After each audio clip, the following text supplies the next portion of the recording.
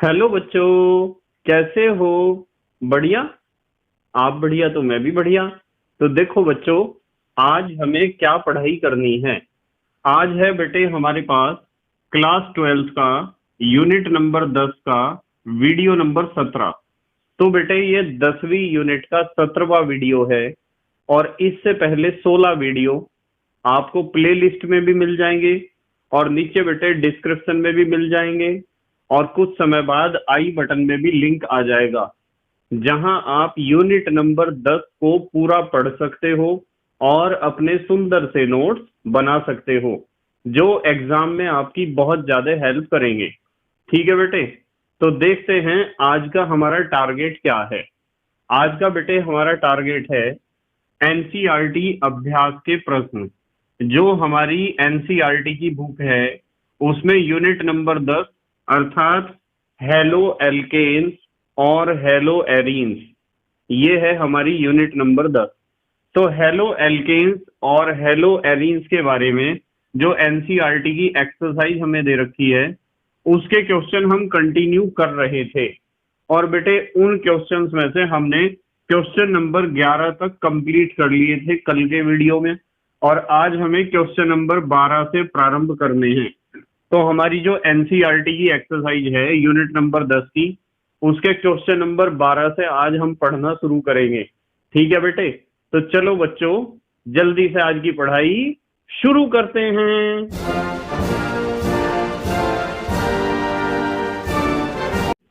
तो बेटे सबसे पहले हम देखेंगे अभ्यास का क्वेश्चन नंबर 12।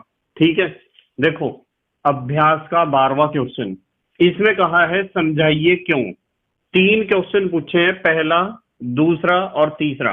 ध्यान से समझेंगे सब। पहले क्वेश्चन में पूछा है क्लोरोबेंजीन का द्विध्रुव आघूर्ण साइक्लोहेक्साइल क्लोराइड से कम है, क्यों है कम। देखो ये तो बनाया मैंने क्लोरोबेंजीन, बेंजीन रिंग के ऊपर क्या है Cl, और ये हेक्साइल ग्रुप है। देखो साइक्लोहेक्सीन के ऊपर क्या जोड़ रखा है Cl। तो ये क्लोरोबेंजीन है और ये है साइक्लोहेक्साइल क्लोराइड।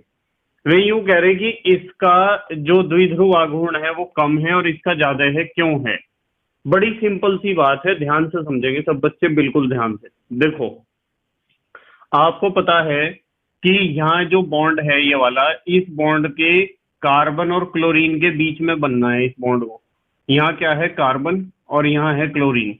तो ये वाला बॉन्ड बन रहा है कार्बन और क्लोरीन के बीच में। आपको पता है कि कार्बन और क्लोरीन में क्लोरीन की विद्युत ऋणात्मकता होती है ज्यादा।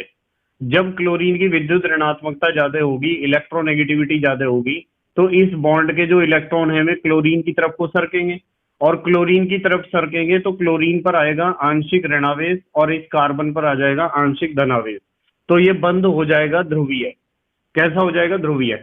और ऐसा ही यहाँ भी तो होगा बेटे, कार्बन और क्लोरीन के बीच बॉन्ड है, इलेक्ट्रॉन का जोड़ा जो बॉन्ड पेयर ऑफ इलेक्ट्रॉन है वो किसकी तरफ सरकेगा क्लोरीन की तरफ। और क्लोरीन की तरफ सरकेगा तो क्लोरीन पर आंशिक ऋणावेश आ जाएगा, कार्बन पर आ जाएगा आंशिक धनावेश। तो हमें पता है कि क्लोरीन को इलेक्ट्रॉन अपनी तरफ खींचने हैं, क्लोरीन को इलेक्ट्रॉन अपनी तरफ खींचने हैं, क्योंकि क्लोरीन की विद्युत ऋणात्मकता कार्बन से ज्यादा होती है।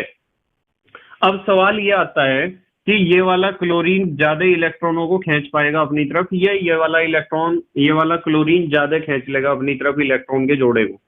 जो भी क्लोरीन का परमाणु बॉन्ड पेयर ऑफ इलेक्ट्रॉन्स को अपनी तरफ ज्यादा खींच लेगा, जो भी chlorine atom bond pair of electrons को अपनी तरफ ज्यादा खींच लेगा, वो वाला बॉन्ड उतना ही ज्यादा ध्रुवीय हो जाएगा। समझ में आई बात। वो बॉन्ड उतना ही ज्यादा क्या हो जाएगा ध्रुवीय। यहाँ जो बॉन्ड बन रहा कार्बन और क्लोरीन का, यहाँ भी कार्बन और क्लोरीन का। अब कार्बन कितने बल से बॉन्ड पेयर ऑफ इलेक्ट्रॉन को अपनी तरफ आकर्षित कर रहा है, इस बात पे डिपेंड करेगा सब कुछ। और बेटे कार्बन की इलेक्ट्रोनेगेटिविटी फिक्स नहीं होती है, कार्बन की विद्युत ऋणात्मकता फिक्स नहीं होती है। ये बात मैंने पहले भी आपको समझाई थी, यदि याद हो तो आपके। कार्बन की विद्युत ऋणात्मकता फिक्स नहीं होती है। वास्तविकता यह है कि कार्बन संकरण दिखा सकता है sp, sp2, sp3। कार्बन तीन तरह के संकरण दिखा सकता है, हाइब्रिडाइजेशन तीन तरह के दिखा सकता है, sp भी दिखा सकता है, sp2 भी, sp3 भी। तो कार्बन जो भी संकरण दिखा रहा है उस संकरण में एस करेक्टर अर्थात एस लक्षण अर्थात एस की प्रतिशतता एस परसेंटेज जितना ज्यादा होता है, कार्बन एटम का विद्युत ऋणात्मकता भी उतना ही ज्यादा होता है। इस बात को ध्यान से समझ लो जरा। मैं आपको कह रहा कि जिस तरह से क्लोरीन का इलेक्ट्रोनेगेटिविटी फिक्स है, क्लोरीन का इलेक्ट्रोनेगेटिविटी फिक्स है, कार्बन एटम का इलेक्ट्रोनेगेटिविटी फिक्स नहीं है, क्योंकि कार्बन अलग अलग तरह के संकरण दिखाता है। कार्बन यदि sp संकरण दिखाता है तो एक s कक्षक एक p कक्षक, तो s करेक्टर कितने परसेंट होगा? आधा ही तो होगा। जब एक s है एक p है 50% होगा। तो यानी कि कार्बन जहां sp संकरण दिखाता है तो समझ जाओ कि वहां उसकी विद्युत ऋणात्मकता बहुत ज्यादा है। और कार्बन जहां sp2 संकरण दिखाता है तो sp2 संकरण में कितने कक्षक हुए? 3 कक्षक हुए, एक s का 2 p के। तो s करेक्टर कितना हुआ? जब 100% को 3 हिस्सों में तोड़ोगे तो एक हिस्सा आएगा 37.333%। तो sp2 संकरण में s करेक्टर 33.3% होता है, जबकि sp संकरण में था वो 50%। तो जब sp संकरण में वो 50% था s करेक्टर, तो sp संकरण दिखाने वाले कार्बन एटम की विद्युत ऋणात्मकता ज्यादा होगी और sp2 संकरण दिखाने वाले कार्बन एटम की विद्युत ऋणात्मकता कम होगी। और यदि आप sp3 संकरण की बात करो तो बेटे sp3 संकरण में आपको पता है टोटल कक्षक कितने लग रहे हैं? 4। 4 में से एक s कक्षक है, तो 4 में से एक का मतलब 25% ही तो हुआ। तो sp3 संकरण दिखाने वाला कार्बन एटम बहुत कम विद्युत ऋणात्मकता दिखाता है। तो यहां तुलना करो, ये तो क्लोरीन है, ये तो क्लोरीन है, ये कार्बन है। तो कार्बन कितने सिग्मा बॉन्ड बना रहा है? भाई डबल बॉन्ड में तो एक ही सिग्मा होगा, एक सिग्मा, 2 सिग्मा और एक 3 सिग्मा। जब 3 सिग्मा बॉन्ड बनाएगा तो 3 कक्षक यहाँ संकरण की क्रिया में भाग लेंगे और 3 कक्षक भाग लेंगे, एक s का होगा, 2 p के होंगे, हो गए 3। तो यहाँ कार्बन एटम sp2 संकरण दिखा रहा है। बेटे जब कार्बन sp2 संकरण दिखाएगा तो ये बात पक्की है कि s करेक्टर कितना होगा? 33.3% होगा। यहाँ तो s लक्षण है 33.3%। और यहाँ देखियो जरा, यहाँ तो बेटे आपको पता 3 सिंगल बॉन्ड तो आपको नजर ही आ रही इस कार्बन पे, और एक चौथा सिंगल बॉन्ड होगा हाइड्रोजन के साथ। यहाँ एक हाइड्रोजन एटम भी तो प्रेजेंट है, तो इसका मतलब इस पे होंगे 4 सिंगल बॉन्ड। जब इस कार्बन एटम के पास 4 सिंगल बॉन्ड होंगे तो चारों सिग्मा ही तो होंगे, क्योंकि सिंगल बॉन्ड तो सिग्मा ही होता है। और जब ये सिग्मा बॉन्ड होंगे तो इसका मतलब 4 सिग्मा बॉन्ड है, तो 4 कक्षक संकरण की क्रिया में भाग ले रहे हैं। और 4 कक्षक हैं तो उनमें से एक s का होगा, 3 p के होंगे। इसलिए मैंने यहाँ लिखा है कि ये वाला कार्बन परमाणु sp3 संकरण दिखा रहा है। कक्षक कितने होंगे? 4, एक s का, 3 p के। तो 4 में से एक s का है, तो s करेक्टर कितना होगा? s करेक्टर होगा 25%। ये लिखा मैंने 25% s लक्षण। तो यहाँ तो है s करेक्टर 33.3% और यहाँ 25% है। तो s करेक्टर कहाँ है ज्यादा? यहाँ है ज्यादा। और जब यहाँ s करेक्टर ज्यादा है तो ये वाला कार्बन की विद्युत ऋणात्मकता ज्यादा है और इस कार्बन की विद्युत ऋणात्मकता कम है। जब इस कार्बन की विद्युत ऋणात्मकता ज्यादा है तो ये वाला carbon bond pair of electrons को क्लोरीन की तरफ ज्यादा सरकने नहीं देगा। दिमाग खोल के समझिए इस बात को जरा, कभी नींद में आ जाओ और सो जाओ। मैंने कहा कि यहाँ s करेक्टर 33.3% है। जब s करेक्टर 33.3% है तो इसका मतलब कार्बन की विद्युत ऋणात्मकता कुछ ज्यादा है, इसके मुकाबले ज्यादा है। जब कार्बन की विद्युत ऋणात्मकता ज्यादा है तो ये वाला carbon bond pair of electron को क्लोरीन की तरफ ज्यादा सरकने नहीं देगा, ज्यादा खिसकने नहीं देगा, ज्यादा डिस्प्लेस होने नहीं देगा। और जब bond pair of electron chlorine की तरफ को ज्यादा नहीं सरकेंगे तो क्लोरीन पर ज्यादा ऋणावेश और कार्बन पर ज्यादा धनावेश नहीं आएगा। इसका मतलब यहाँ कम ऋणावेश और कम धनावेश आएगा इसके मुकाबले। इसलिए मैं कहूंगा कि ये वाला बॉन्ड कम ध्रुवीय है। किसका? क्लोरोबेंजीन। क्लोरोबेंजीन का ये वाला बॉन्ड कम ध्रुवीय है, या यूं कह दो कि यार क्लोरोबेंजीन ही कम ध्रुवीय है। और इस केस में देखियो, इसमें s करेक्टर 25% है इसका कार्बन का, 25%। इसमें 33.3% था, इससे तो कम ही है। जब s करेक्टर कम है तो कार्बन एटम की विद्युत ऋणात्मकता कम है, और कार्बन एटम की विद्युत ऋणात्मकता कम है तो carbon atom bond pair of electron पे उतना ज्यादा आकर्षण बल नहीं लगाएगा जितना ये वाला कार्बन लगा रहा था, और नहीं लगाएगा तो bond pair of electron Cl atom की तरफ को ज्यादा सरक जाएंगे, और जब ज्यादा सरक जाएंगे तो ज्यादा ऋणावेश और ज्यादा धनावेश डेवलप होगा, जिसके कारण ये वाला CCl बॉन्ड ज्यादा ध्रुवीय हो जाएगा।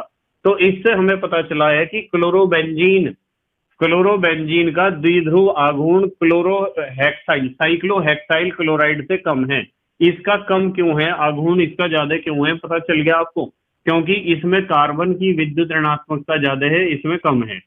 विद्युत ऋणात्मकता ज्यादा है तो बॉन्ड पेयर ऑफ इलेक्ट्रॉन को क्लोरीन की तरफ ज्यादा नहीं सरकने देगी, और यहाँ विद्युत ऋणात्मकता कम है तो बॉन्ड पेयर ऑफ इलेक्ट्रॉन को क्लोरीन की तरफ ज्यादा सरकने देगी, और जितना bond pair of electron chlorine की तरफ को सरक जाएगा बंध उतना ही ज्यादा ध्रुवीय हो जाएगा, और पूरा यौगिक ही उतना ज्यादा ध्रुवीय हो जाएगा। बताओ क्लियर हुई क्या बात? अब देखो यहां नीचे लिख दिया मैंने, क्लोरोबेंजीन में CCl का कार्बन एटम sp2 संकरण दिखाता है, sp2। अतः S लक्षण 33.3% होने के कारण कार्बन एटम की विद्युत ऋणात्मकता अधिक होती है, इसकी विद्युत ऋणात्मकता अधिक है, अतः CCl बॉन्ड का द्विध्रुव आघूर्ण घट जाता है। भाई विद्युत ऋणात्मकता ज्यादा है तो बॉन्ड पेयर ऑफ इलेक्ट्रॉन को ज्यादा उधर नहीं सरकने देगा, जिसकी वजह से द्विध्रुव आघूर्ण क्या होगा, कम होगा, घट जाएगा। अब एक एक पॉइंट को आप लिखना चाहो तो लिख सकते हो जैसे मैं समझा रहा हूं, ठीक है बेटे, नहीं तो इतना काफी है जितना मैंने लिख दिया है। अब इसकी बात कर ले जरा, जबकि साइक्लोहेक्साइल क्लोराइड में CCl बॉन्ड का कार्बन एटम sp3 संकरण के कारण 25% S लक्षण दिखाता है, अतः कार्बन एटम की विद्युत ऋणात्मकता कम होती है, अतः CCl बॉन्ड का द्विध्रुव आघूर्ण अधिक होता है। भाई विद्युत ऋणात्मकता कम है तो बॉन्ड पेयर ऑफ इलेक्ट्रॉन्स को क्लोरीन की तरफ ज्यादा सरकने देगा, जिसकी वजह से ज्यादा ध्रुवीय बंध बन जाएगा। अब बताओ ये बात समझ में आएगी आपके? अब आ जाओ इसके सेकंड पार्ट पे। सेकंड पार्ट में कहा है, भाई अभ्यास के 12वें क्वेश्चन का फर्स्ट पार्ट तो हमने कर लिया, अब सेकंड कर रहे हैं इसका। एल्काइल हैलाइड ध्रुवीय होते हुए भी जल में अघुलनशील होते हैं। भाई एल्काइल हैलाइड माने RX, भाई ध्रुवीय हैं पर पानी में क्यों नहीं घुलते? पता क्यों नहीं घुलते पानी में? इसलिए नहीं घुलते क्योंकि एल्काइल हैलाइड ध्रुवीय तो भले ही हैं पर ये आंशिक ध्रुवीय हैं, पूर्ण रूप से इनके अंदर बहुत ज्यादा मात्रा में ध्रुवीयता या पोलैरिटी नहीं है। और जब ये आंशिक रूप से ध्रुवीय हैं तो ये जल के साथ हाइड्रोजन बंध बना ही नहीं सकते हैं। सुनो ध्यान से, जितने भी एल्काइल हैलाइड हैं वे जल के साथ हाइड्रोजन बॉन्ड नहीं बनाते हैं, और ना ही जल के अणुओं के बीच जो हाइड्रोजन बॉन्ड प्रेजेंट होता है ना, उन्हें तोड़ने की क्षमता भी नहीं है इनके अंदर। इसलिए हम कह सकते हैं कि एल्काइल हैलाइड पानी में घुलने के लिए, क्योंकि यहाँ हमें दो बातें सामने हमारे आई है। पहला तो यो है कि RX अर्थात एल्काइल हैलाइड में इतनी हिम्मत नहीं है कि जल के साथ हाइड्रोजन बॉन्ड बना ले, पानी के साथ हाइड्रोजन बॉन्ड बना ले, इतनी हिम्मत उनमें नहीं है। क्यों नहीं है? क्योंकि ध्रुवीयता बहुत कम है उनकी। ध्रुवीय है तो पर नाम मात्र के लिए ध्रुवीय है। दूसरी बात, उनके अंदर इतनी भी अक्षमता नहीं है कि जल के अणुओं के बीच में उपस्थित हाइड्रोजन बॉन्ड जो है उसे तोड़ दे और अपने आप उसकी जगह ले ले। बेटे बॉन्ड तो जब टूटता जब इनका ध्रुवीयता ज्यादा होता, जब वो H2O और H2O के बीच जो हाइड्रोजन बॉन्ड होता है जल के अणुओं के बीच, उसे तोड़ देता और तोड़ के अपने आप एडजस्ट करके यूं कहता कि यार मैं बना रहा तुम्हारे साथ हाइड्रोजन बॉन्ड, आपस में ना बनाओ। पर इसके अंदर इतनी ध्रुवीयता ही नहीं है, इतनी पोलैरिटी ही नहीं है। ठीक है बेटे, तो क्वेश्चन था एल्काइल हैलाइड ध्रुवीय होते हुए भी जल में अघुलनशील होते हैं। क्यों होते हैं? उत्तर में लिखा है क्योंकि न तो एल्काइल हैलाइड जल के साथ हाइड्रोजन बॉन्ड बनाते हैं तथा न ही जल के अणुओं के बीच बने हाइड्रोजन बॉन्ड को तोड़ने की क्षमता रखते हैं। समझ में आई बात? अब आ जाओ नंबर थर्ड। ग्रिग्नार्ड रिएजेंट या ग्रिग्नार्ड अभिकर्मक का विरचन जलीय अवस्था में करना चाहिए। जलीय अवस्था में करना चाहिए बेटे, ये नहीं होगा क्वेश्चन, ये तो गलत लिख दिया मैंने। जलीय अवस्थाओं में, जलीय नहीं निर्जलीय होना चाहिए, निर्जलीय, पानी नहीं होना चाहिए वहां बिल्कुल भी। कर रहा मैं सही, पानी होगा तो जल अपघटन हो जाएगा उसका। तो यहां लिखना चाहिए था हमें निर्जलीय। अब हुआ सही क्वेश्चन। देखो बेटे, इन्होंने कहा ग्रिग्नार्ड रिएजेंट का विरेचन निर्जलीय अवस्था में करना चाहिए, यानी विदाउट वाटर हमें इसका बनाना चाहिए हमेशा। विरेचन माने बनाना, निर्माण करना। इसका कारण पता क्या है? क्योंकि ये जो RMGX ही तो होता है ग्रिग्नार्ड अभिकर्मक। ये जो ग्रिग्नार्ड अभिकर्मक होता है बेटे बहुत ज्यादा क्रियाशील होता है, एक फास्टली रिएक्टिव रिएजेंट है। जब बहुत ज्यादा क्रियाशील होगा तो इसका जल अपघटन हो जाता है तुरंत, यदि जल वहां उसे मिल गया। इस तरह मैंने सिखा रखा ना ये रिएक्शन कि R और Mg के बीच का बॉन्ड टूट जाएगा, इधर R और इधर OH जुड़ेगा। तो RH का मतलब ये तो एल्केन या हाइड्रोकार्बन बनेगा और साथ में बनेगा magnesium hydroxy halide. Magnesium hydroxy halide. तो हमें यदि आप RMGX बनाने जा रहे हो और पानी है वहां उस बर्तन में जिसमें आप बना रहे, तो पानी से RMGX बनते ही क्या हो जाएगा? उसका जल अपघटन हो जाएगा। और जल अपघटन हो गया, आपको मिलना तो चाहिए था RMGX, मिलेगा RH। आप यूं कहोगे कि सर हम तो ग्रिग्नार्ड बनाना चाह रहे थे और बन रहा है यहाँ एल्केन, एल्कीन या एल्काइन, हाइड्रोकार्बन बन रहा, ग्रिग्नार्ड तो बन ही नहीं रहा। ठीक है, इसलिए पानी नहीं होना चाहिए वहां बिल्कुल भी, जहां आप ग्रिग्नार्ड बनाने जा रहे हैं जिस बर्तन में। क्वेश्चन था ग्रिग्नार्ड रिएजेंट का विरेचन निर्जलीय अवस्था में करना चाहिए, क्यों? उत्तर, क्योंकि अधिक क्रियाशील होने के कारण यह जल से अपघटित हो जाता है। और जल से अपघटित ऐसा हो जाता है, रिएक्शन मैंने आपको सिखाई रखी पहले भी। ठीक है बेटे, अच्छा जल्दी से स्क्रीनशॉट लो। आप ले लिया बेटे स्क्रीनशॉट? ठीक है। अब है बेटे अभ्यास का 13वां क्वेश्चन। हालांकि ये क्वेश्चन जो है मैंने करा दिया था आपको थ्योरी पढ़ाते हुए, पर फिर भी मैं फास्टली इसे कराऊंगा। ठीक है, देखो जरा। अभ्यास के 13वें क्वेश्चन में कहा है निम्नलिखित के उपयोग दीजिए। नंबर 1 पे है फ्रेऑन 1,2 या CCl2F2, जिसे आप क्लोरोफ्लोरोकार्बन भी कहते हैं, क्लोरोफ्लोरोकार्बन। इसका सबसे बड़ा उपयोग है प्रशीतक के रूप में, यानी कि वस्तुओं को ठंडा करने में। नंबर 2, वायुयान व रॉकेट में एरोसोल प्रणोदक के रूप में। आपको पता है ना प्रणोदक किसे कहते हैं? एरोसोल का मतलब एयर में बना हुआ कोलाइडल सॉल्यूशन, जैसे धुआं होता है हवा में बना हुआ कोलाइडी विलियन होता है। तो प्रणोदक उसे कहते हैं जो तेजी से उस एरोसोल को बाहर निकालता हो जिससे रॉकेट गति कर सके। तो किसी भी वस्तु को गति देने के लिए हम ईंधन के अंदर जिस पदार्थ को मिलाते हैं वो पदार्थ ईंधन से बनने वाला जो भी उत्पाद है, जो धुआं है या जो गैस है, उन्हें तेजी से बाहर निकालता है, बहुत तेजी से। और तेजी से बाहर निकलेंगी जब तो उस पर क्रिया प्रतिक्रिया का नियम लगेगा और रॉकेट ऊपर उड़ेगा। तो इस तरीके से हम प्रणोदक के रूप में, प्रणोदक इसे ही कहते हैं जो किसी वस्तु को गति देने के लिए प्रयोग किया जाता है, उसे कहते हैं प्रणोदक या प्रोपेलेंट। ठीक है बेटे, तो हमें पता चला है नंबर 2, वायुयान व रॉकेट में एरोसोल प्रणोदक के रूप में भी इसका प्रयोग किया जाता है। AC में तो आपको पता ही है, AC में घरों में या ऑफिस में जो AC लगे हुए हैं उनमें भी किसका प्रयोग किया जाता है? फ्रेऑन गैस का। और बेटे फ्रिज में भी किया जाता है, लिखा ना प्रशीतक के रूप में, रेफ्रिजरेटर। फोम में प्रणोदक के रूप में। फोम किसे कहते हैं बताओ? फोम, फोम माने झाग। आपको पता है कि झाग वाले स्प्रे आते हैं बहुत सारे, जो बच्चे जन्मदिन पे या किसी पार्टी में या शादी में यूज करते हैं, और फोम ऐसे उसे दबाएंगे और सारे में उड़ा देंगे। तो उसमें भी गति की आवश्यकता है या नहीं? गति की जरूरत है, एनर्जी की जरूरत है, तो वहां भी हम प्रयोग करते हैं फ्रेऑन का। ठीक है बेटे। नंबर 2, DDT पढ़ाया था। DDT मक्खी, मच्छर, कीड़े मकोड़े व कृषि पीड़कों को मारने में, यानी कि कीटनाशक है। गन्ने तथा पशु चारे की फसल में कीटनाशक के रूप में यह प्रयोग है DDT का। पर प्रॉब्लम यह है कि DDT बहुत खतरनाक है। यहाँ मैंने लिखा है कि नोट हेडिंग डाल के 1973 में यूनाइटेड स्टेट ऑफ अमेरिका ने DDT के प्रयोग पर प्रतिबंध लगा दिया था, क्योंकि यह जैव अपघट्य नहीं है। DDT एक बार जितना बन गया उतना बन गया, और धरती में जाने पे ये अपघटित नहीं होता है, ज्यों का त्यों रहता है कई सालों तक। तो भूमि की उपजाऊ क्षमता को कम करता है और भूमि प्रदूषण का एक बड़ा कारण बनता है DDT। इसलिए DDT के ऊपर बहुत सारे देशों ने बैन लगा दिया है, जैसे 1973 में ही बैन लगा दिया था USA ने, बताओ। उसके बाद नंबर 3 है CCl4। आपको पता है कार्बन टेट्राक्लोराइड। प्रशीतकों के निर्माण में CCl4 CCl2 होना चाहिए बेटा, यहाँ ये प्रशीतक है ना, एक CCl2F2 के निर्माण में। और बेटे एरोसोल कैनों के प्रणोदक के रूप में। एरोसोल कैन समझ रहे आप, ऐसे कैन जिनके अंदर से, जैसे कोल्ड ड्रिंक का कैन आता है ना, ऐसे ही एरोसोल के भी कैन आते हैं जिनमें से बहुत सारा धुआं निकलता है। तो उसमें तेजी से धुआं निकालने के लिए एरोसोल एक तरह का धुआं होता है, बस यूं समझ लो आप। एयर में बना हुआ कोलाइडी विलियन किसी सॉलिड का, उसे कहते हैं एरोसोल।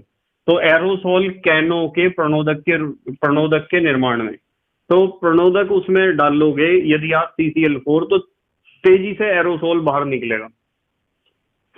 ठीक है बेटे, एरोसोल एक धुएं जैसा पदार्थ है, धुएं जैसा कोलाइडी विलियन है, इसे आप धुआं ही कह दो। नंबर 4, आग बुझाने में प्रयोग होता है, पायरीन के नाम से आता है बाजार में। नंबर 5, सफाई अभिकर्मक के रूप में। नंबर 6, कार्बनिक विलायक के रूप में। फिर है आयोडोफॉर्म CHI3, घावों पर पट्टी करने में पूतिरोधी के रूप में। पूतिरोधी कहते हैं एंटीसेप्टिक को, समझ में आ रहा ना, एंटीसेप्टिक। जल्दी से स्क्रीनशॉट लो, फिर अगले क्वेश्चन कर रहे हैं हम। ले लिया बेटे स्क्रीनशॉट? ठीक है, अब हम करेंगे बेटे क्वेश्चन नंबर 14। 14वें क्वेश्चन में इन्होंने कुछ अभिक्रियाएं दी हैं और उन अभिक्रियाओं में कहा है कि कौन कौन से मुख्य उत्पाद बनेंगे। उन मुख्य उत्पाद यानी कि मेन प्रोडक्ट जो ज्यादा मात्रा में बनता है, उसकी संरचनाएं पूछी हैं। ठीक है बेटे, यानी हमें रिएक्शन कंप्लीट करने के लिए कहा है। इसमें जो सबसे पहला रिएक्शन दिया गया है, ध्यान से देखिए जरा, ये दिया गया है CH3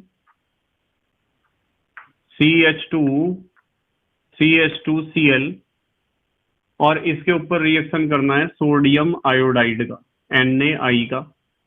और इन्होंने कहा है कि एसीटोन की उपस्थिति में करना है। तीर के ऊपर मैं लिख दूंगा एसीटोन, और यूं भी कह रहे हैं कि गर्म भी करना है। तो ये रिएक्शन दिया है पहला। ये तो रिएक्शन आपको पता है ना, ये क्या है भाई, नॉर्मल प्रोपाइल क्लोराइड है, या क्लोरोप्रोपेन कह दो आप इसे क्लोरोप्रोपेन कह सकते हो। क्लोरोप्रोपेन तो इसका IUPAC में नाम है, और वैसे इसका नाम है नॉर्मल, सामान्य नाम नॉर्मल प्रोपाइल क्लोराइड। बेटे एक बात ध्यान रखनी है कि सामान्य नाम सबको आने चाहिए, IUPAC तो आना ही चाहिए सबको, पर पेपर में जो नाम पूछे जाते हैं ना, नाम जिससे अभिक्रिया पूरी करवाते हैं, वे सामान्य नामों का सबसे ज्यादा प्रयोग करते हैं एग्जाम में, ध्यान रखना। आपको बताया नॉर्मल प्रोपाइल है ना, मैंने नॉर्मल आइसो नियो सारे समझा रखे। इसके ऊपर आपको रिएक्शन करनी है Na की, सोडियम आयोडाइड का। बहुत सिंपल सा रिएक्शन है। क्या होगा कि यहां से Cl और यहां से Na, हेलोजन एक्सचेंज ही तो होगा बेटे, हेलोजन का विनिमय यानी कि एक्सचेंज होगा, Cl की जगह I आ जाएगा। तो ये NaCl तो निकलेगा साइड प्रोडक्ट, बाद में लिखेंगे। मेन जो प्रोडक्ट है 3 कार्बन के ऊपर I, 3 carbon, 1 carbon 2 carbon 3 carbon के ऊपर I आ गया। मेन प्रोडक्ट तो ये है, साइड प्रोडक्ट है NaCl। ये जो मेन प्रोडक्ट बना है, जैसे ये क्लोरोप्रोपेन था, ये क्या होगा बताओ? IUPAC में होगा आयोडो प्रोपेन। ठीक है, वैसे आप इसे ऐसे लिख लेना 1 क्लोरोप्रोपेन, और इसे लिख लेना 1 आयोडोप्रोपेन, क्योंकि ये आयोडीन पहले कार्बन पे जुड़ा हुआ है। यदि दूसरे पे होता तो 2 आयोडो लिख देते हैं।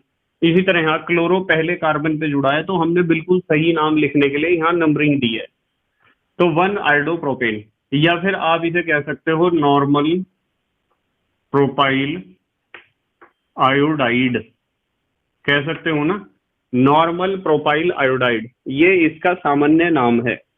अब आ जाओ आप दूसरे पे, पहला पार्ट तो कर दिया हमने सॉल्व। दूसरा रिएक्शन देखें क्या दे रखा।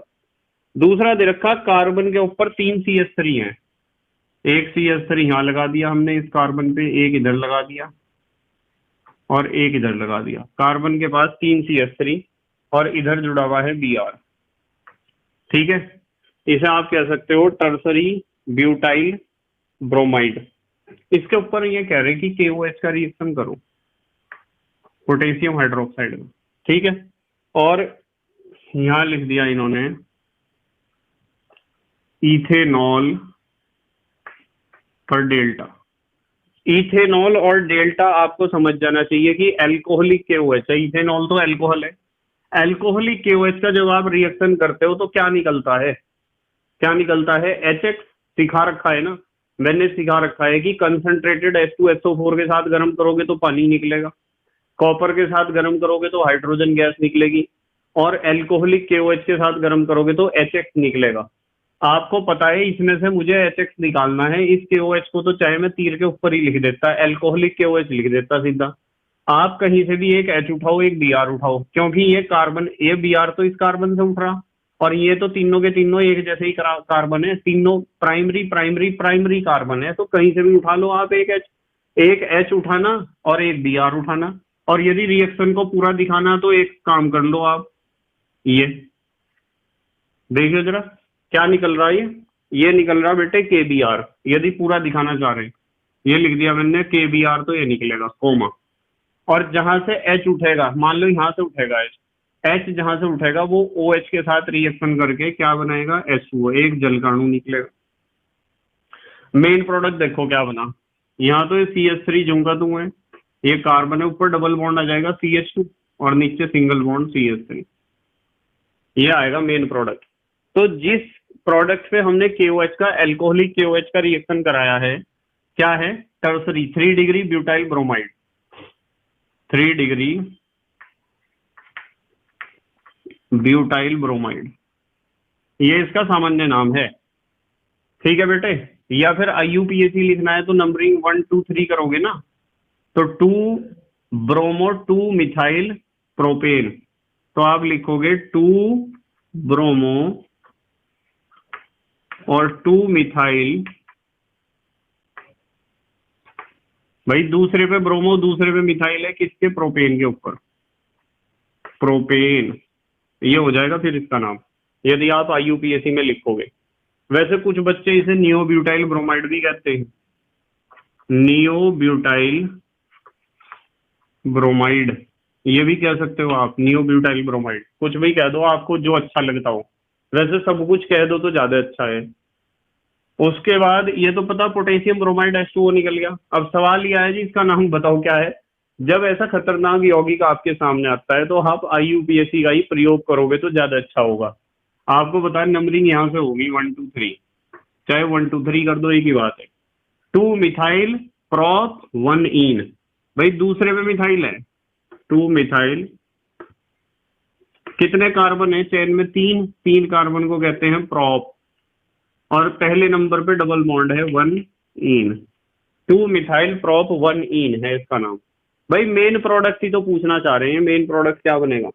अब आ जाओ तीसरे पे, आ जाओ आप, देखें तीसरा क्या दे रखा। तीसरा दे रखा है CH3 CH, यहाँ नीचे जुड़ा हुआ है Br, और फिर क्या है? फिर CH2 है और फिर CH3 है, ये है। ठीक है बेटे, इसके ऊपर कह रहे हैं कि NaOH का रिएक्शन कर दो आप, NaOH का रिएक्शन कर दो, यूं कह रहे। भाई NaOH का रिएक्शन हम कर देंगे, कोई बात नहीं है। और ये यूं भी कह रहे हैं कि हमें जल अपघटन करना है, जलीय NaOH है इसका मतलब, जल अपघटन, जिसे आप कहते हो हाइड्रोलाइसिस। तो सीधी सी बात है, जल अपघटन में तो यहां से तो निकलेगा Na और यहां से निकलेगा Br, यही तो होगा जल अपघटन में। या फिर आप इस बॉन्ड को तोड़ दो, इधर Na जोड़ दो, ऊपर जोड़ दो OH, तो Br हटके उसकी जगह क्या आ जाएगा? OH आ जाएगा। न्यूक्लियोफिलिक सब्स्टिट्यूशन रिएक्शन है ये, नाभिक स्नेही प्रतिस्थापन अभिक्रिया। OH अटैक करके Br को हटा रहा, एंड Br की तो मजबूरी होगी Na के साथ जाने की, जब इसे कोई और ऑप्शन मिल नहीं रहा है। ठीक है, जैसे आपका पढ़ने लिखने के बाद जबरदस्ती रिश्ता कर दिया जाए कि तुझे शादी करनी तो यही करनी है और कहीं करनी नहीं है। अब आपका मन तो कर रहा शादी करने का, पर आपकी तो मजबूरी बनेगी कि यही करनी पड़ेगी। भाई मेरी तो चॉइस चल ही नहीं रही है। मजा तो जब आता है जब मैं कई सारे जो है ऑप्शंस को चेक करता, या मैं चेक करती बहुत सारे ऑप्शंस को, तो यार इसका हेयर स्टाइल सही नहीं है, और इसका ये सही नहीं है, वो नहीं सही है। ठीक है, शकल सूरत के ऊपर आप ध्यान देते, ऑप्शन ढूंढते, पर यदि जबरदस्ती आपके मम्मी पापा ने कर दिया तो आपके पास कोई ऑप्शन नहीं है। जैसे OH ने Br को यहाँ से हटा दिया तो Br के पास कोई ऑप्शन नहीं है सोडियम के साथ जुड़ने के अलावा। अब देखो यहाँ OH जुड़ जाएगा, प्रोडक्ट बताओ क्या बनेगा, CH3। भाई 4 कार्बन के दूसरे पे क्या आ जाएगा, OH। देखो पहला कार्बन, दूसरा कार्बन, तीसरा कार्बन, चौथा कार्बन, इसके ऊपर आ गया OH। ये जो मैं हाइड्रोजन बनाता हूँ ना, हाइड्रोजन में संयोजकता के नियम को देखते हुए बनाता हूँ। आपको कार्बन की संयोजकता पूरी करनी होती है, कितनी, 4। ध्यान रखना इस चीज का। तो ये जो हमने लिया था अभिकारक, इसका नाम बताओ क्या है IUPAC में। नंबरिंग इधर से ही तो करोगे, 1 2 3 4। भाई 2 ब्रोमो ब्यूटेन, इसका IUPAC में तो नाम है 2 ब्रोमो ब्यूटेन, ये तो नाम इसका IUPAC में। और यदि कोई पूछता होगी यार इसका नाम सामान्य में बताओ क्या है, तो ब्रोमीन जिस कार्बन एटम पे जुड़ा हुआ है वो कार्बन एटम 2 डिग्री है। सेकेंडरी जो कार्बन है, देखो ये कार्बन सेकेंडरी नहीं है क्या, 2 से जुड़ा हुआ, तो इसे आप सेकेंडरी ब्यूटाइल ग्रुप कहोगे। तो आप इसे सेकेंडरी ब्यूटाइल ब्रोमाइड भी कह सकते हो, ये इसका सामान्य नाम है, सेकेंडरी ब्यूटाइल ब्रोमाइड, या IUPAC में नाम है 2 ब्रोमो ब्यूटेन। ठीक है बेटे। और NaBr इसमें निकल गया साइड प्रोडक्ट, ये लिख दिया हमने सोडियम ब्रोमाइड, ये तो साइड प्रोडक्ट निकल गया, मेन प्रोडक्ट वो है। जो मेन प्रोडक्ट आया उसका नाम क्या होगा बताओ, उसका नाम होगा, नंबरिंग तो इधर से होगी, 1 2 3 4। कितने कार्बन है, 4। भाई ब्यूटेनॉल ही तो है, मैं लिखूंगा ब्यूटेन, कौन से नंबर पे, दूसरे पे, OL, ब्यूटेन 2 ऑल। अच्छा यार सामान्य नाम लिखो, बताओ क्या है, सेकेंडरी ब्यूटाइल है, 4 कार्बन, और जिस कार्बन पे OH अटैच है वो कार्बन 2 डिग्री नहीं है क्या, तो इसे आप लिख सकते हो सेकेंडरी, सेकेंडरी की जगह 2 डिग्री लिख दिया करो, secondary butyl alcohol, AlCOHOL, secondary butyl alcohol है बेटे। क्या है, सेकेंडरी ब्यूटाइल एल्कोहल, या आप कह सकते हो ब्यूटेन 2 ऑल। अच्छा नंबर 4 पे देखो इन्होंने क्या दिया, ये तो हो गया रिएक्शन पूरा। नंबर 4, नंबर 4 पे इन्होंने कहा है कि CH3 CH2Br, ये है हमारे पास, ब्रोमो इथेन कह दो या इथाइल ब्रोमाइड कह दो। इसके ऊपर कह रहे हैं कि यार KCN का रिएक्शन करके दिखा दो, जो हिम्मत है तो। और एक और बात इन्होंने कही, इन्होंने कहा कि हमारे पास जलीय इथेनॉल है, एक्वस इथेनॉल, यानी कि इथाइल अल्कोहल को पानी में घोल रखा। तो कोई बात नहीं है, हमें पता है, हमने तो सीख रखा है KCN और AgCN। KCN करेगा रिएक्शन तो साइनाइड बनेगा, एल्काइल साइनाइड RCN, और यदि AgCN रिएक्शन करेगा तो बनेगा आइसोसाइनाइड। क्यों बनेगा, मैंने सारे कारण आपको सिखा रखे हैं। यदि आप निश्चित क्रम में पढ़ाई को करते हो, आपको पता है क्या निकलेगा, यहाँ से KBr निकलेगा। क्या निकलेगा बेटे, KBr लिख दूं तीर के नीचे, ये लिख दिया, KBr निकलेगा as a side product. Main product आएगा CH3 CH2 CN, CH3 CH2 CN। इस बॉन्ड को आप लिखो या ना लिखो, इससे कोई फर्क नहीं पड़ता है, बीच का जो बॉन्ड होता है। ठीक है, नाम बता दोगे इसका क्या है, IUPAC में बताओ नाम, ब्रोमो इथेन, ब्रोमो इथेन है। यदि कोई बच्चा 1 ब्रोमो इथेन लिखेगा तो वो गलत है बिल्कुल, क्योंकि ब्रोमीन इस कार्बन पे जुड़ेगा तो भी ये पहला ही है, और इस कार्बन पे जुड़ेगा तो भी तो पहला है। भाई ब्रोमो इथेन तो हमेशा ही 1 ब्रोमो इथेन होता है, 2 ब्रोमो इथेन तो दुनिया में कोई चीज है ही नहीं। आपको नंबरिंग वहां देनी होती है जहां एक ही तरह के बहुत सारे कंपाउंड होते हो, तो उन बहुत सारे कंपाउंड्स में से कौन सा है ये। जैसे आपकी क्लास में अमित नाम के मान लो 2 बच्चे हैं, तो आपको उनका या तो सरनेम बोलना पड़ेगा, अमित शर्मा, अमित वर्मा, इस तरह बोलना पड़ेगा। और यदि आप सरनेम नहीं बोलते हो तो आप अपने रजिस्टर के हिसाब से जो पहले बच्चा आता है उसे कहते हो अमित फर्स्ट और अमित सेकंड।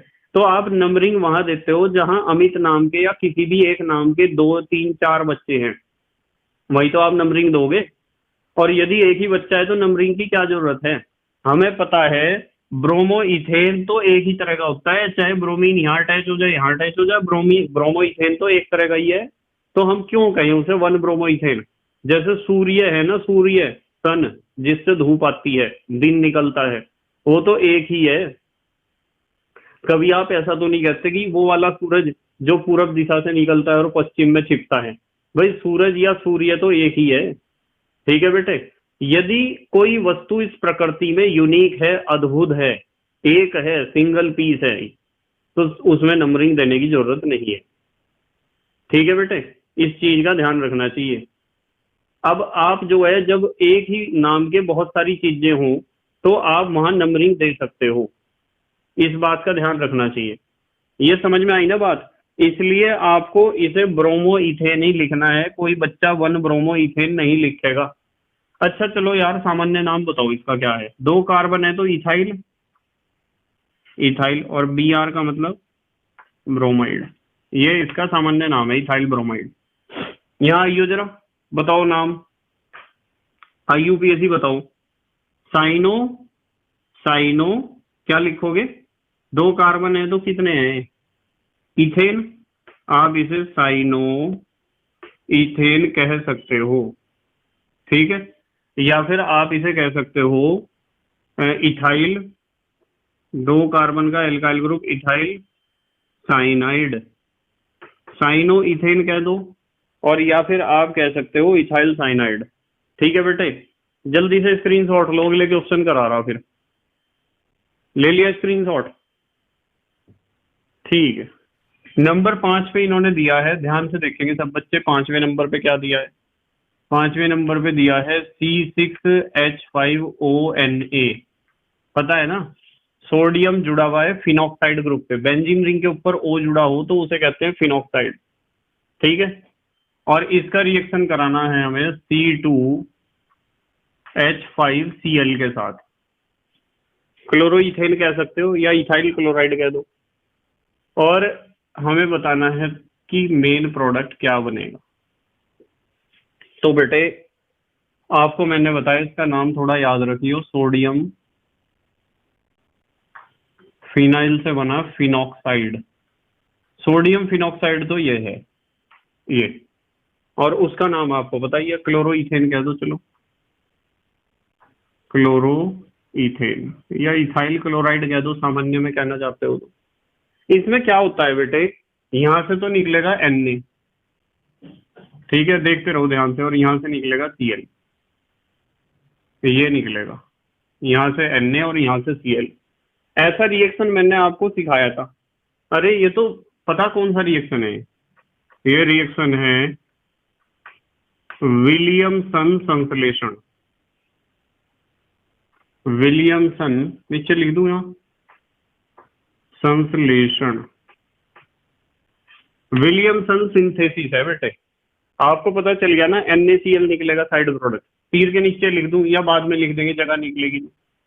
एक तरफ तो फिनाइल ग्रुप है, एक तरफ इथाइल है, बीच में है ईथर, ये लिख दिया फिनाइल C6H5O, और ये क्या है C2H5, साइड प्रोडक्ट क्या निकला?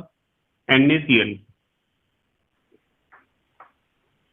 इसका नाम पता क्या है? इसका नाम कुछ बच्चे तो लिखते हैं फिनाइल इथाइल ईथर। भाई फिनाइल P से शुरू हो रहा है, इथाइल E से शुरू हो रहा, और ABCD के क्रम में लिखना चाहिए, तो फिनाइल इथाइल ईथर नहीं लिखना है भाई। फिनाइल P से शुरू हो रहा है, इथाइल E से शुरू हो रहा है, ABCD में P पहले आता है या E आता है पहले, तो आप इसका नाम इथाइल फिनाइल ईथर लिखोगे, इथाइल फिनाइल ईथर। समझ में आ रही बात कुछ? अल्फाबेटिकल ऑर्डर में एल्काइल ग्रुप के नाम देने हैं जब भी आप ईथर का नाम लिखते हो। चलो 5वां तो हो गया, छठे को देख रहे क्या है, छठा पार्ट। छठे पार्ट में उन्होंने कहा है 3 कार्बन दिए हैं, 1 कार्बन, 2 कार्बन, 3 कार्बन, और इसके बाद जोड़ रखा है OH। चलो मैं ऐसे जोड़ दूं OH को, क्योंकि रिएक्शन मुझे पता चल गया कैसे होगा। इसके ऊपर कह रहे कि हिम्मत है तो थायोनील क्लोराइड का रिएक्शन करा दो आप, HCl2। हमने कहा कि अभी तो शुरू ही हुई है, हिम्मत आनी। और एक चीज और दी इन्होंने, इन्होंने और हेल्प कर दी हमारी, पिरिडीन दे के। पिरिडीन का हम उत्प्रेरक की तरह यहाँ यूज कर रहे हैं। तो थायोनील क्लोराइड से तो क्रिया कर ही दोगे आप। आपको पता है ना, थायोनील क्लोराइड PCl5 का भाई है। ऑक्सीजन के दोनों तरफ के बॉन्ड तोड़ देता है, ये वाला भी और ये वाला भी। कितने Cl हैं? दो। एक Cl यहाँ जुड़ेगा, एक Cl यहाँ जुड़ेगा और F2 जुड़ जाएगा बीच में। बताओ क्या बना? 3 कार्बन के ऊपर Cl है। संयोजकता पूरी कर लिया करो, हाइड्रोजन सही तरीके से लिख दिया करो, कितने की जरूरत है। प्लस ये बताओ क्या बना बीच में? कौन सी गैस बनी बीच में? Sulphur dioxide. और साथ में राइट साइड में क्या बना? HCl। जो इसमें हमारा सबसे पहला यौगिक है, इसका नाम बताओ कौन सा है? अल्कोहल। ये 3 कार्बन वाला अल्कोहल, IUPAC लिख दो चलो, प्रोपेनॉल। यही तो होगा, प्रोपेनॉल कह दो। और यदि ज्यादा इतराना है आपको तो OL का नंबरिंग दे दो। प्रोपेन पहले कार्बन में तो जुड़ा हुआ है OH, प्रोपेन 1 ऑल ऐसा कह दो, IUPAC में बिल्कुल सही नाम है। नॉर्मल प्रोपाइल पे जुड़ा हुआ है अल्कोहल, नॉर्मल प्रोपाइल अल्कोहल, सामान्य नाम, सबसे ज्यादा काम आने वाली चीज, नॉर्मल प्रोपाइल अल्कोहल। इसका नाम तो पता ही है आपको, थायोनाइल क्लोराइड है, थायोनाइल क्लोराइड। ये नाम लिखने से प्रैक्टिस हो जाती है, इसलिए मैं कहता हूं कि थोड़ा लिखा करो बार बार नाम। अच्छा उसका नाम बताओ। 1 क्लोरो प्रोपेन है, नंबरिंग तो इधर से होगी ना, 1 2 3। इसका नाम लिख लो 1 क्लोरो प्रोपेन, यही तो नाम होगा। या फिर ये नॉर्मल प्रोपाइल है, IUPAC में मानना तो नॉर्मल प्रोपाइल क्लोराइड। अब देखो इन गरीबों का तो नाम पता ही है आपको, SO2 और HCl का। ये हो गया आपका छठा पार्ट। अब आ जाओ आप 7वें पे। देखें भाई 7वां क्या दे रखा। 7वां दे रखा CH3, फिर CH2 है, और फिर CH है, और फिर डबल बॉन्ड है, और फिर CH2 है। क्या है ये? 4 कार्बन, पहले पे डबल बॉन्ड, ब्यूट 1 इन, यही तो है। IUPAC में लिखा जा सकता है इसका नाम, ब्यूट 1 इन है। कह रहे कि इसके ऊपर HBr का रिएक्शन कराओ पराक्साइड की उपस्थिति में। HBr का रिएक्शन कराना है in the presence of peroxide, तो पेरोक्साइड इफेक्ट होगा, जिसे आप कहते हो anti Markovnikov rule. Anti MKR लगेगा, एंटी मार्कोनी कॉक्स रूल। आपको पता है एंटी मार्कोनी कॉक्स रूल में क्या होता है? डबल बॉन्ड का एक पाई बॉन्ड टूट जाएगा और नेगेटिव पार्ट ज्यादा हाइड्रोजन पे जुड़ेगा। ये कहाँ जुड़ेगा? यहाँ। मार्कोनी कॉव रूल ने कहा था, मार्कोनी कॉव रूल में हमने सीखा था कि नेगेटिव पार्ट कम हाइड्रोजन पे जुड़ता है। यदि यही रिएक्शन ऐसी होती कि उसमें पेरोक्साइड ना होता तो लगता MKR, मार्कोनी कॉव रूल, यानी नेगेटिव पार्ट कम हाइड्रोजन पे जुड़ता। पर इन्होंने तीर के ऊपर लिख के हमें दे दिया कि पेरोक्साइड की उपस्थिति में करके दिखाओ रिएक्शन, यदि हिम्मत है तो। ठीक है, तो पेरोक्साइड की उपस्थिति में लगता है पेरोक्साइड इफेक्ट या क्रॉस रूल या एंटी मार्कोनी कॉव्स रूल। पता है ना इस बात का? नेगेटिव पार्ट ज्यादा हाइड्रोजन पे जुड़ेगा। देखो यहाँ 2 हाइड्रोजन है, यहाँ 1 है। प्रोडक्ट बताओ, 3 कार्बन और लास्ट वाले पे नहीं 4 कार्बन हो गए, तो 1 2 3 4, लास्ट वाले पे Br है। 1 2 3 4, इसके ऊपर है Br। इसका नाम तो हमने लिख ही दिया। इसका बताओ क्या नाम होगा भाई? पहले पे ब्रोमो है, 1 ब्रोमो, 1 2 3 4 ब्यूटेन, 1 ब्रोमो ब्यूटेन, यही तो होगा नाम। या फिर आप इसे नॉर्मल ब्यूटाइल ब्रोमाइड कह दोगे तो ज्यादा अच्छा रहेगा। सामान्य नाम जरूर सीख लिया करो, ये बहुत काम की चीज होते हैं। चलो अच्छा 8वें पे आ जाओ आप। 8वें में इन्होंने कहा है CH3 सिंगल बॉन्ड CH, फिर डबल बॉन्ड C, और C के ऊपर जुड़ा हुआ है CH3, और यहाँ CH3, यानी कि 2 हैं CH3। इस कार्बन पे 2 CH3 है, ब्रैकेट में दे रखे ओल्ड ट्वाइस करके। मैंने खोल के लिख दी है संरचना। कह रहे कि यार इसके ऊपर HBr का रिएक्शन कर दो, ठीक है, और किसी भी पदार्थ की उपस्थिति इन्होंने नहीं दी है, इसका मतलब साफ है MKR लगेगा, मार्कोनिकॉस रूल लगेगा ना। यदि परऑक्साइड दे देते तो एंटी मार्कोनिकॉस रूल लगता। प्लस माइनस में टूटेगा, ये वाला बॉन्ड टूटेगा पाई, नेगेटिव पार्ट कम हाइड्रोजन पे। यहाँ कितने हाइड्रोजन है? 0। और यहाँ कितने हाइड्रोजन है? 1। तो नेगेटिव पार्ट यानी Br नेगेटिव तो जुड़ेगा यहाँ और H जुड़ेगा यहाँ। ये बन गया CH3 CH2 CH3 CH2 CH3 CH2, फिर सिंगल बॉन्ड C ऊपर जुड़ा हुआ है CH3, नीचे नया जुड़ गया आगे Br, और फिर सिंगल बॉन्ड CH3। बताओ समझ में आ रही है बात? अच्छा यार इसका नाम बताओ क्या है?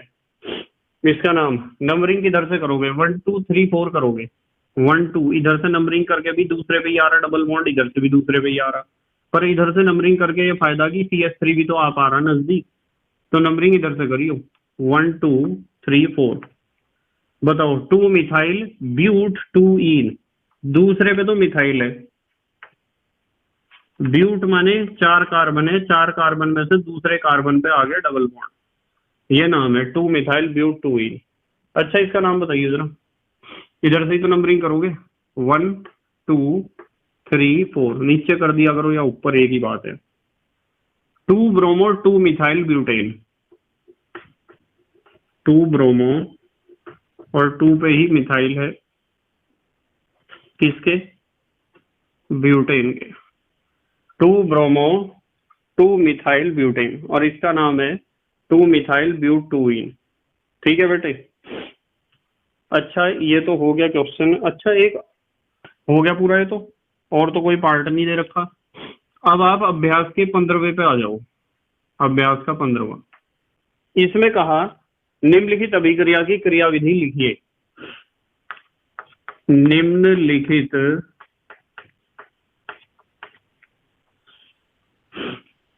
अभिक्रिया की क्रियाविधि लिखिए। क्रियाविधि माने मैकेनिज्म कि किस तरीके से रिएक्शन होती है। रिएक्शन दिया इन्होंने नॉर्मल ब्यूटाइल ब्रोमाइड, यहां लिखूं, नीचे लिखूं या इधर इधर ही लिख दूं। यह दिया रिएक्शन नॉर्मल ब्यूटाइल ब्रोमाइड, इस तरह लिखा इन्होंने, कभी कंफ्यूज हो जाओ कि यो BU क्या आ गया यहाँ बीच में। BU का मतलब ब्यूटाइल है, इसके ऊपर KCN का रिएक्शन कराना है हमें। किसका रिएक्शन कराना है? KCN का, पोटेशियम साइनाइड का। तो जब इस पे KCN रिएक्शन करता है, और किसकी उपस्थिति में करता है? इथाइल अल्कोहल और H2O। देखो इथाइल ऐसे लिख रखा है इन्होंने, इथाइल अल्कोहल ETOH और H2O, इसकी उपस्थिति में। अरे इसे माइनस ना समझो, प्लस समझो इसे, कभी आप कंफ्यूज हो जाओ। ऊपर ही दे रखा था इन्होंने, चलो जैसे दे रखा वैसे ही लिख दूं मैं, इथाइल अल्कोहल और H2O, वैसे ही लिख दूं, नहीं तो कभी आप नोट्स बनाते समय परेशान हो जाओ। ऐसे दे रखा बेटे, इथाइल अल्कोहल और H2O इसकी उपस्थिति में। फिर ये कह रहे कि नॉर्मल ब्यूटाइल साइनाइड, ये कह रहे कि बनेगा, यहां लिख रहा मैं नॉर्मल ब्यूटाइल साइनाइड बनेगा। इस रिएक्शन को कह रहे कि यदि यह रिएक्शन ऐसे होती है तो इसका मैकेनिज्म बताओ। लो देख लो, बहुत आसान है, शुरू से ही समझा दूं तुम्हें। मैकेनिज्म तो आपको पता है कि नॉर्मल ब्यूटाइल ब्रोमाइड है तो, और KCN इसके ऊपर रिएक्शन कर रहा, तो न्यूक्लियोफिलिक सब्स्टिट्यूशन रिएक्शन है। यदि आपका दिमाग ठीक ठाक है और आप ढंग से पढ़ाई करते हो, न्यूक्लियोफिलिक सब्स्टिट्यूशन रिएक्शन है, और आपका जो सबस्ट्रेट है वो 1 डिग्री RX है, और यदि 1 डिग्री RX है तो इसका मतलब रिएक्शन होने का सबसे बढ़िया, जो यहाँ सबसे अच्छा जो रिएक्शन होगा वो SN2 होगा। कौन सा होगा? SN2 reaction. और आपको पता है कि SN2 reaction single step reaction है। क्या है? Single step reaction. ये बात सिखा रखी मैंने आपको। क्या होगा? साइनाइड बैक साइड से अटैक मारेगा इसके ऊपर, बस साइनाइड बैक साइड से इसके ऊपर अटैक मारेगा। और कार्बन को लेके अटैक मारेगा, नाइट्रोजन को लेके नहीं अटैक मारने का, क्योंकि कार्बन ने यदि अटैक मारा तो कार्बन और कार्बन के बीच बॉन्ड बनेगा, वो ज्यादा मजबूत होगा। और यदि नाइट्रोजन अटैक मारेगा तो कार्बन और नाइट्रोजन के बीच बॉन्ड बनेगा, वो कमजोर होगा। इसका मतलब उसमें स्टेबिलिटी कम होगी। तो बॉन्ड तो वो बनना चाहिए जिसमें स्टेबिलिटी ज्यादा है, काम तो वो करो जिसमें ज्यादा फायदा है। और जिसमें ज्यादा फायदा नहीं है उस काम को कौन करना चाहेगा? सिर्फ वो आदमी करना चाहेगा जो आलसी होगा। जैसे आप अपने हाथ से नोट्स भी नहीं बनाते हो, कुछ बच्चे ऐसे हैं ना, शॉर्टकट लेने के चक्कर में पीडीएफ पीडीएफ पीडीएफ पीडीएफ, कहीं से नोट्स इधर उधर से मिल गए, पीडीएफ उन्हें इकट्ठा करा, उनमें रट्टा मार रहे। समझ में तो कुछ भी नहीं आ रहा तुम्हारे। तो बेटे, आप मेहनत करोगे, सही रास्ते से चलोगे तो सफलता भी सही तरीके से आपको मिलेगी। और यदि शॉर्टकट मारोगे तो दिक्कत हो जाएगी बहुत ज्यादा। देखो क्या होता है इस रिएक्शन में, नॉर्मल ब्यूटाइल ब्रोमाइड के ऊपर जब केसीएन रिएक्शन करता है इथाइल अल्कोहल के जलीय विलयन की उपस्थिति में नॉर्मल ब्यूटाइल साइनाइड बनता है। इसका मैकेनिज्म कह रहे हैं। तो हमें एक बात तो समझ में आ ही रही होगी, हमें यूं समझ में आ रहा कि ये जो पोटेशियम साइनाइड ये ले रहे रिएक्शन के लिए, ये पोटेशियम साइनाइड आयनों में तो टूट ही रहा होगा। कैसे टूट रहा होगा?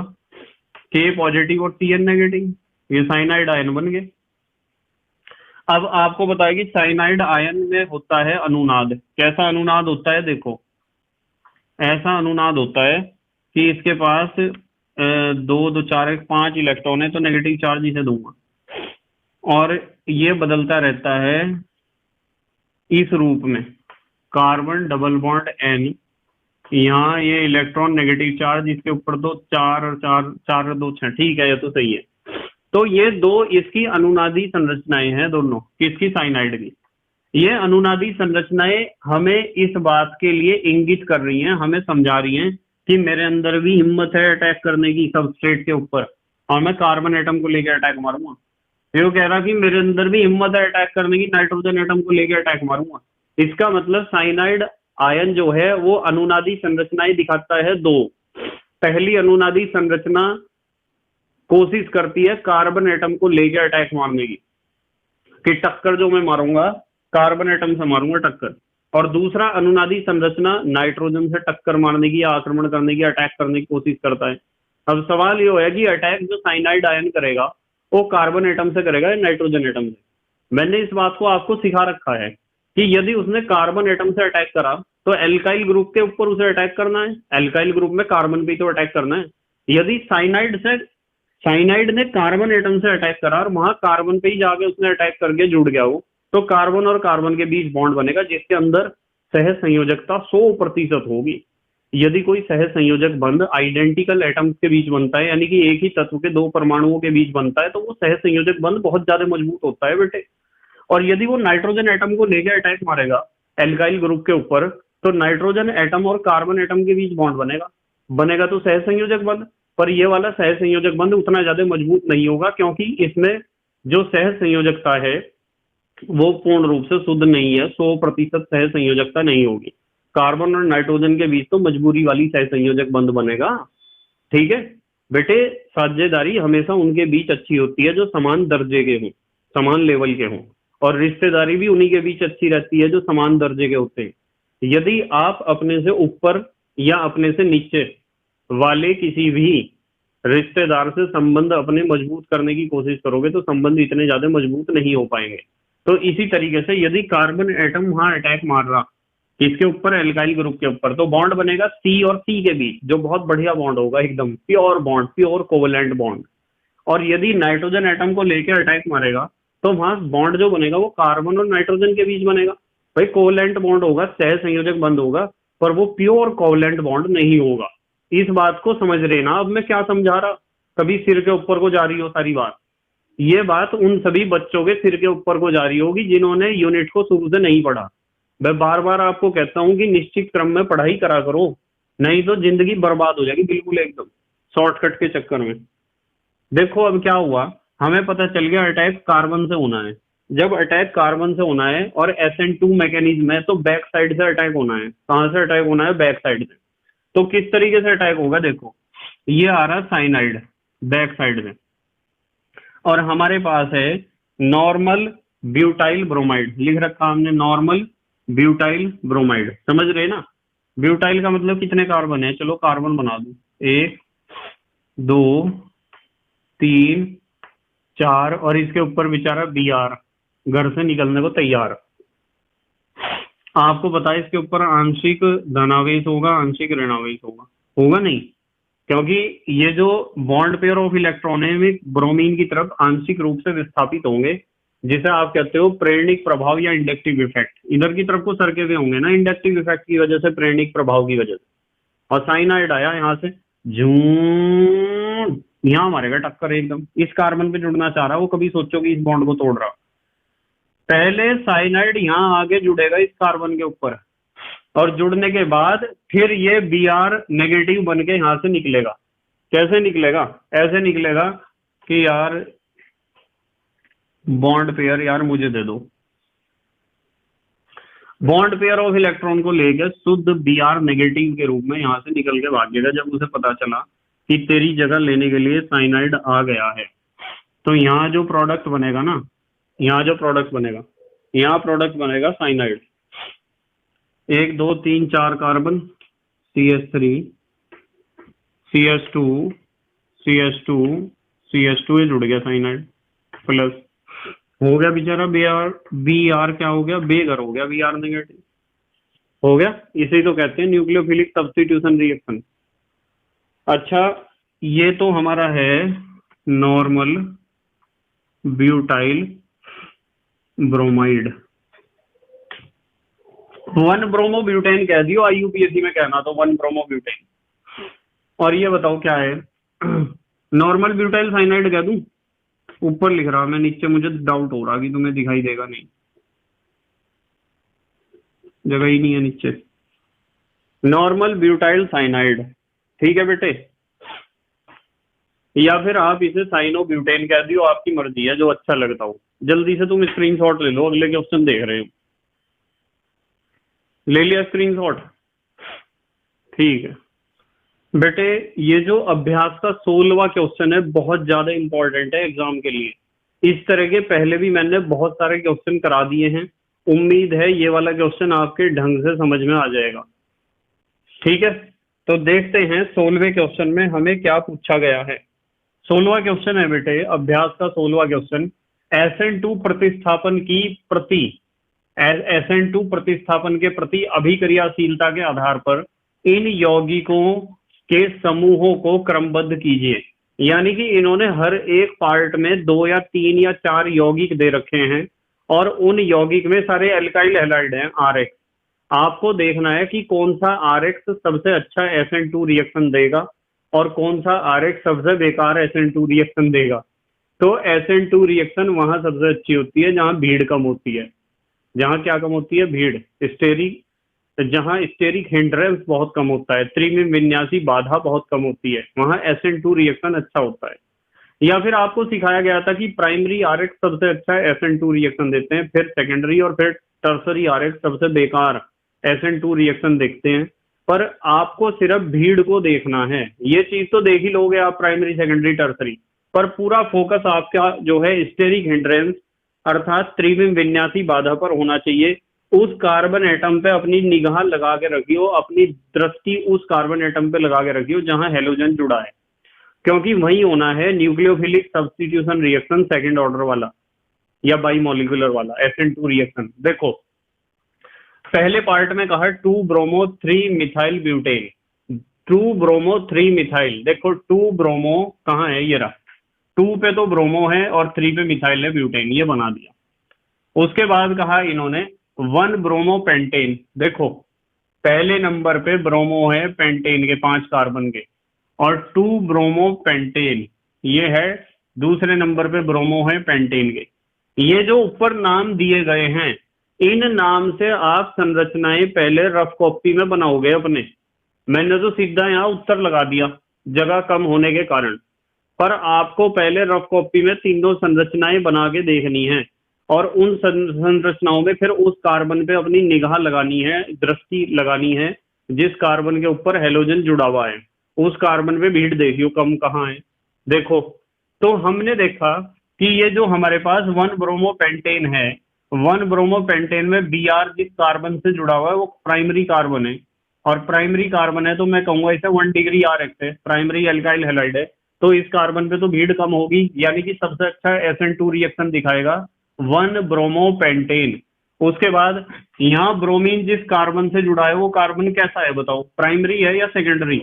सेकेंडरी है ना, कार्बन 2 कार्बन से जुड़ा है, लेफ्ट वाले से राइट वाले से, सेकेंडरी कार्बन है। जब सेकेंडरी कार्बन है इसका मतलब इस कार्बन पे भीड़ ज्यादा है, इस कार्बन के मुकाबले प्राइमरी कार्बन ज्यादा भीड़ को नहीं दिखाता है, या प्राइमरी कार्बन वाला एल्काइल हैलाइड ज्यादा क्रियाशील होता है SN2 रिएक्शन के लिहाज से, ठीक है। और ये सेकेंडरी है तो सेकेंडरी की तो रिएक्शन कम होगी क्योंकि भीड़ बढ़ गई। और जरा इसे देखियो जरा, ये ब्रोमीन जिस कार्बन से अटैच है वो कार्बन सेकेंडरी तो है ही, ये बात तो पक्की है, पर सेकेंडरी के अलावा सेकेंडरी तो ये भी था ये भी था, पर यहाँ देखो इस कार्बन के पास भीड़ कम है, इस कार्बन के पास भीड़ बढ़ गई है इस CH3 के कारण।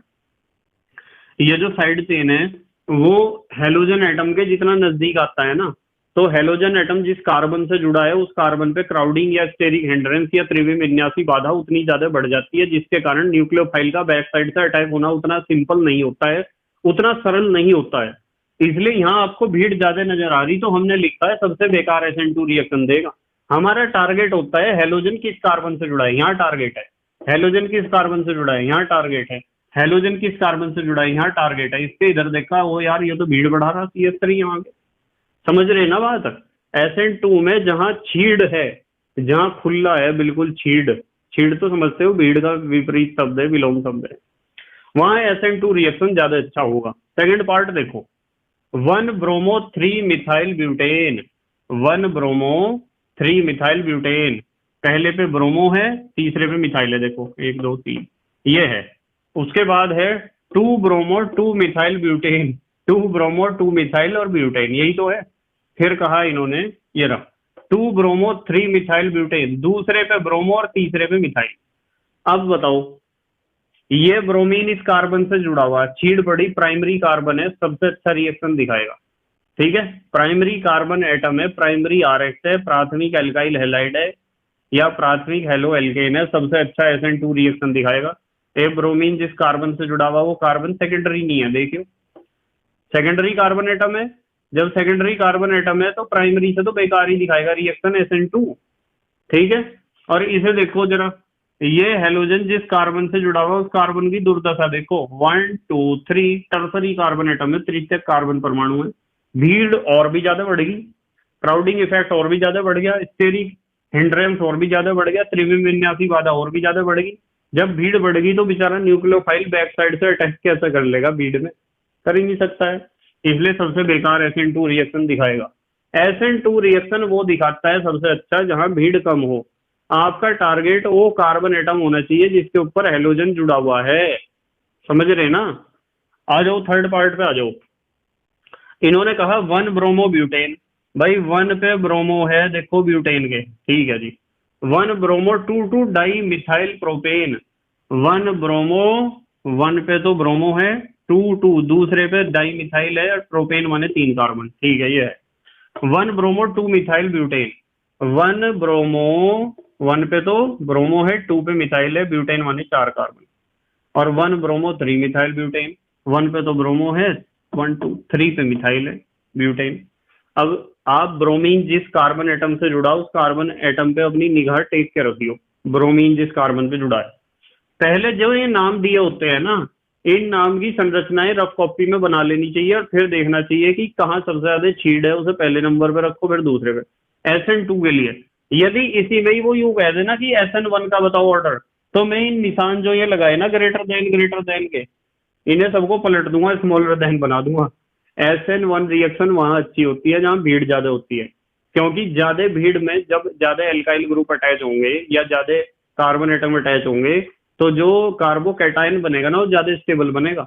इंडक्टिव इफेक्ट यदि आपको पता है और हाइपर कॉन्जुगेशन पता है तो और भी मजा आ जाएगा, ठीक है। अति संयुग्मन चलो नहीं पता है तो 11th का जब मैं कराऊंगा चैप्टर तो वहां सीख लेना आप, वैसे आपको पता होगा, आप इतने होशियार हो। देखो ब्रोमीन जिस कार्बन से जुड़ा है वो कार्बन कैसा है, प्राइमरी RX है, सबसे ज्यादा क्रियाशीलता दिखाएगा SN2 के लिए। ये हेलोजन जिस कार्बन पे जुड़ा हुआ है, अरे यार ये भी तो प्राइमरी है, तो यहाँ क्रियाशीलता कम क्यों हुई, इसलिए हुई कम क्रियाशीलता क्योंकि इस कार्बन के आसपास कोई भीड़ भड़का नहीं है, सबसे ज्यादा खुली छूट है यहाँ। और यहाँ पहले के बाद दूसरे के बाद तीसरे कार्बन पे मिथाइल तो आ गया, तो इससे तो दिक्कत पड़ेगी। यहाँ तो कुछ भी दिक्कत नहीं है, यहाँ तो दिक्कत पड़ेगी इस मिथाइल ग्रुप के कारण। भले ही वो पहले दूसरे तीसरे कार्बन पे हो, पर भीड़ तो बढ़ा ही रहा कुछ ना कुछ। इसे देखियो जरा, यहाँ तो ये मिथाइल ग्रुप और नजदीक आ गया, पहले कार्बन पे बी आर है, दूसरे पे मिथाइल आ गया, भीड़ बढ़ा दी इस कार्बन पे। और भीड़ बढ़ाई तो SN2 रिएक्शन होने की संभावना, यह स्पीड घटेगा। और यहाँ देखियो, पहले कार्बन पे बी आर, दूसरे कार्बन पे दो दो आगे मिथाइल, तो है तो ये भी प्राइमरी प्राइमरी प्राइमरी प्राइमरी, चारों प्राइमरी एल्काइल हैलाइड हैं। पर primary alkyl halide 1 degree RH होने के बावजूद भी SN2 रिएक्शन के लिए इनकी क्रियाशीलता अलग अलग इसलिए है क्योंकि यहाँ ब्रोमीन जिस कार्बन एटम से अटैच है उसके साथ अलग अलग परिस्थितियां देखने को मिल रही हैं। यहाँ ये कार्बन बिल्कुल खुश है, यहाँ थोड़ा दुखी हो गया क्योंकि ये CH3 आ गया इसके नजदीक, ये और भी ज्यादा दुखी हो गया क्योंकि CH3 और नजदीक आ गया, और ये पता नहीं कितना दुखी है क्योंकि CH3 दो आ गए उसके बराबर वाले कार्बन पे। तो जितना ज्यादा भीड़ बढ़ेगी उतना ज्यादा SN2 रिएक्शन होने के चांसेस घटेंगे, प्रोबेबिलिटी घटेगी, प्रायिकता घटेगी, संभावना घटेगी, स्पीड भी घटेगा, वेग भी घटेगा। ठीक है बेटे, हमारे देश के प्यारे प्यारे बच्चे जल्दी से स्क्रीनशॉट लेंगे। आज हम इतना ही पढ़ेंगे, कल करेंगे और क्वेश्चन, नहीं तो वीडियो बहुत ज्यादा लंबा हो जाता है और आप बीच में सो जाते हो। ले लिया स्क्रीनशॉट? ठीक है बेटे। तो बच्चों मुझे उम्मीद है कि आज के क्वेश्चन आपके समझ में आए होंगे। क्वेश्चंस उन बच्चों को ज्यादा अच्छे समझ में आते हैं जो थ्योरी को या यूनिट को एक निश्चित क्रम में पढ़ते हैं और अपने नोट्स बनाते हैं हाथ से लिखकर। ठीक है बेटे, तो thank you very much for watching this video. Okay, bye.